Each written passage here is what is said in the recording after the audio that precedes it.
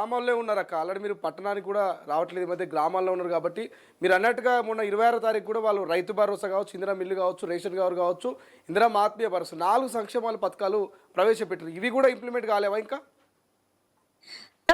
నేను ఒక్కటి చెప్తున్నా. ఇప్పుడు నా నియోజకవర్గం ఉన్నది. చొప్పదండి ఉంది.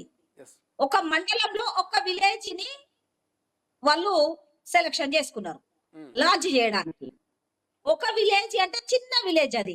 జనాభాలో చాలా చిన్న విలేజ్‌ని సెలక్షన్ చేసుకున్నారు. దాన్ని లాంచ్ చేసి వదిలిపెట్టేసిర్రు.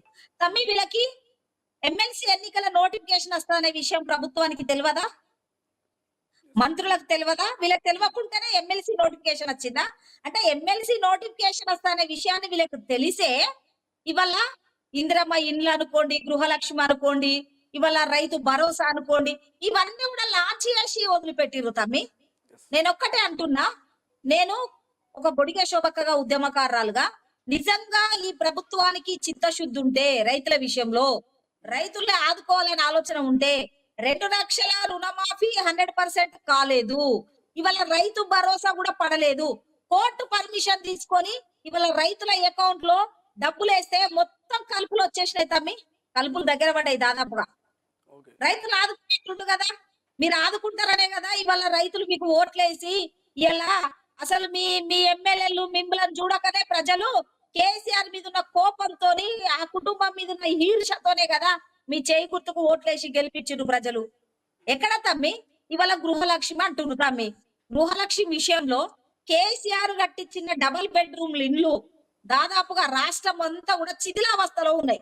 హ్మ్. అవి రిపేర్ చేయించి లేదంటే అవిటి కొంత బడ్జెట్ కేటాయించి ఫస్ట్ ఎవరెవరైతే డ్రాలో వచ్చినాయో ఎవరైతే లబ్ధిదారుల సెలక్షన్ లిస్టు కలెక్టర్ల దగ్గర ఉంది తమ్మి. హ్మ్. ఫస్ట్ ఆ కేసీఆర్ కట్టిన ఇల్లు ఇచ్చి మిగతా వీళ్ళు నిర్మాణం చేస్తే అయిపోతది కదా. అవి కట్టినవి శిథిలావస్థలో ఉన్నాయి. ఇప్పుడు ఉదాహరణకు నా నియోజకవర్గమే ఉన్నది తమ్మి. ఇక నేనే చెప్తున్నా ఉదాహరణకి. ఆర్నకొండలో కట్టిండ్రు ఇల్లు. హ్మ్. నేనేమో చెప్పాల కట్టించిన, తర్వాత దొంగల మర్రిలో నేను కట్టించిన, తర్వాత నూకపెల్లిలో కట్టించిన. అంటే న్యాయంలో కంప్లీట్ చేసిన తమ్మి. శరత్ కలెక్టర్ గారు ఉండే.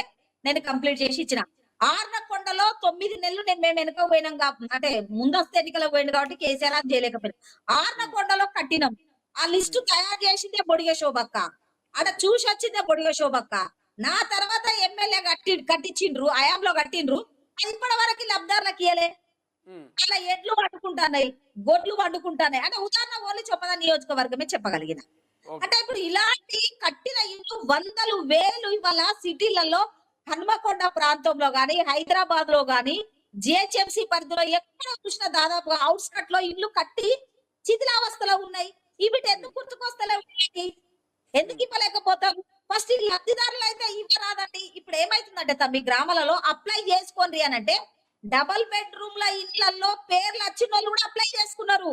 ఓకే. వాళ్ళ పేరు మార్చింది కదా తమ్మి. గృహలక్ష్మేనా? అవును. వాళ్ళు వాళ్ళు మహాలక్ష్మి పెట్టిర్రు. వాళ్ళు ఇప్పుడు ఇందిరమ్మ ఇల్లు అని చెప్తా ఉన్నారు. మహాలక్ష్మో, గృహలక్ష్మో, ఇందిరమ్మ హ్మ్. ఇల్లో ఏదోటి. హ్మ్. ఇప్పుడు సేము టీఆర్ఎస్ పాలనలో ఎవరికైతే నేనైతే తమ్మి నిస్వార్థంగా గ్రామ పంచాయతీల కాడ డ్రా సిస్టమ్ చేసి హ్మ్. నా నాయకులు, నా కార్యకర్తలని చూడలే. ఇది ఓపెన్. డ్రా తీసి ఇచ్చినాం.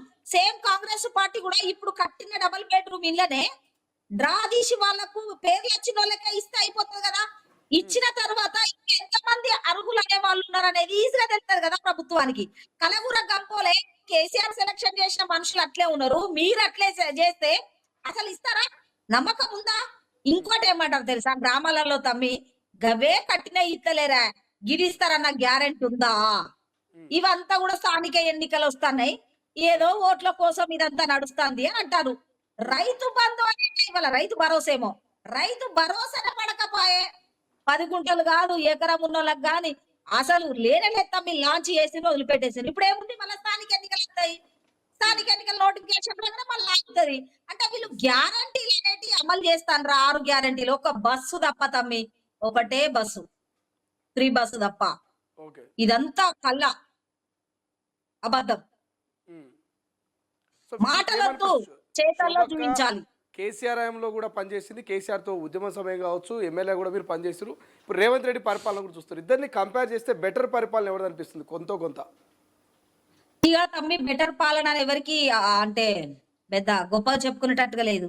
ఎట్లుందంటే ఇక అయినో టైప్ పోయిండు. కానీ ఒకటి మాత్రం పక్కా తమ్మి, మాయాంలో మాత్రం మేము ఉద్యమకారులం కాబట్టి జిద్దుగా మేము డెవలప్మెంట్ చేసుకున్నాం మా నియోజకవర్గాలలో. మీరు 14 లో గెలిచిన ఎమ్మెల్యేలను చూడండి. కేసీఆర్ పాలన కూడా అప్పుడు కరెక్ట్ ఉండే. కుటుంబం అయితే రెండోసారి ఎప్పుడైతే ఎంటర్ అయిందో అభివృద్ధి అనే విషయం పక్కకు పోయింది.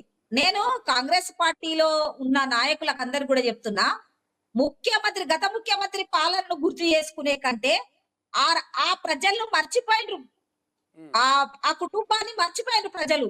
మీరు ఇచ్చిన హామీలను ఎప్పటి వరకు అమలు చేస్తారు అది క్లారిటీ ఇవ్వరు. ఇద్దరు ఈక్వల్ ఉన్నారు తమ్మి.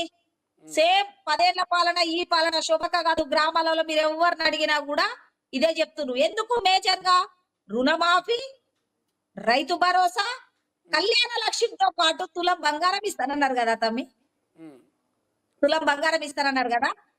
ఇప్పుడు వాళ్ళు 1 ఇయర్ దాటింది అధికారంలోకి వచ్చి, 3 సార్లు ముహూర్తాలు వచ్చినాయి. ఇప్పుడు ముహూర్తంతో పెళ్లి ముహూర్తాలతో 3 ముహూర్తాలు వచ్చినాయి. ఎవరికన్నా తులం బంగారం ఇచ్చిర్రా తమ్మి? అవునా కాదా? ఎంతో ఆశపడ్డారు ప్రజలు. 1,00,000 రూపాయలు ఒక తులం బంగారం అంటే పేదింటి బిడ్డ బంగారములో పెళ్లి చేయొచ్చు అనుకున్నాం. అవునా కాదా? అంటే విమర్శలకు తావియకుండా, విమర్శలు ఎప్పుడు పెడదాం? ఎలక్షన్ల ముందు యుద్ధం చేసిండ్రు, అయిపోయింది. కానీ మీరు ఇచ్చిన 6 గ్యారంటీలు నన్ను అమలు చేయాలి కదా. మేజర్ గా ఏం ఆశించిర్రు తమ్మి ప్రజలు? 4 కోట్ల తెలంగాణ ప్రజలు ఏం ఆశించిర్రు? ఒక తులం బంగారం ఆశించిర్రు. నిరుద్యోగుల భృతి, నిరుద్యోగుల విషయానికి వస్తే నిరుద్యోగుల భృతి, నిరుద్యోగులకి నోటీస్. ప్రపంచంలో ఏ మూల ఏ క్షణం ఏం జరుగుతుందో వేగంగా తెలుసుకోవడానికి తొలి వెలుగు వాట్సాప్ ఛానల్ ని ఫాలో చేయండి.